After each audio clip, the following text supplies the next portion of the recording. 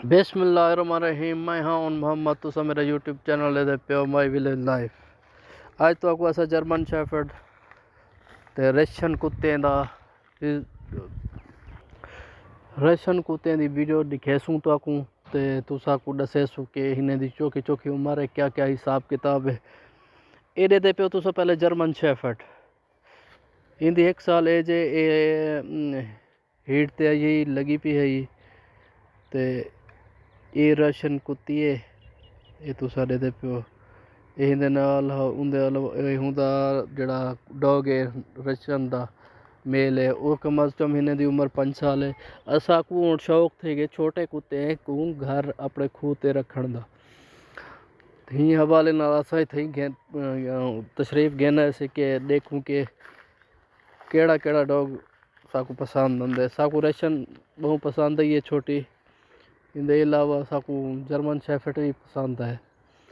ये साडा कज़न दे डॉग हैं, वो कज़न भी है, साडा दोस्त भी है। ते असा अपने कज़न को आख्या कि साकू तुसा अपने जन कुत्ती तुआरी बच्चे देवे तो साकू दिवाए। ते हुन कम अज़ कम पिछले सीज़न ते आख्या से जड़े वेले उनके जड़े बच्चे कहना बच्चे ने ते दोस्त अहबाब चा गए हैं। हुण असा उन्हें को मंगिए तकरीबन साकू मिलवे सन। तो साकू दसा है कि तो रशियन पसंद है या कहना। ये हिने दी एज कम अज़ कम 5 साल है। 3-4 दफ़ा ब्रीड कर चुके हैं। तो हिंदे अलावा जर्मन शेफर्ड जड़ी हिंदी उम्र है 1 साल है, कम अज़ कम साल दी थी है। तो इको भी महीना थे गए हीट ते आई है। तो ये भी क्रॉस थी पी है। ये जड़ा ना बहु ही जहीन कुत्ते थे जड़े अपना जर्मन शेफर्ड हैं।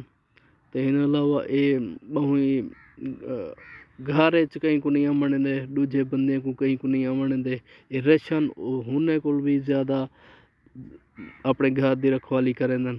ये दे पे ये तकरीबन 1.5-2 महीने थी गए। एक रास थी पी है। असा हिंदे भी बच्चे मंगे अपने कज़न कनू, अपने दोस्त कनू। इंशाल्लाह तो जड़े बच्चे आवे बोला तो दिखेसू। बहुत ही ब्यूटीफुल जोड़ा है। ये पे खड़े पोछे जड़ा ना खड़ा थी गई इन खूबसूरती मज़ीद बद वेंदी है। बहु ही तेज़ थी बहु ही छोटे जड़े बहुत तेज़ थी। ये बड़ी प्यारी है। इनके वाल भी बहुत प्यारे रशियन दे। ये तकरीबन बहुत ही अच्छी क्वालिटी दी रशियन कुत्ती है। साकू बड़ी पसंद है। असा कम अज़ कम इको अपने नींदे विचों अपना इंदे जड़े बच्चे हो सन तकरीबन कोशिश करे सूँ नर दा अपने कने रखो। तुसा सारे भी दे रहे में दो। ये तुसा दे पियो। ये कमज़ोर बहु है। ये को थोड़ा जब मैं डॉक्टर नाल मशवरा करवाया, इन मेरे कज़न भी मशवरा किया हुआ कि को जड़ा ना थोड़ा जा कमज़ोर है।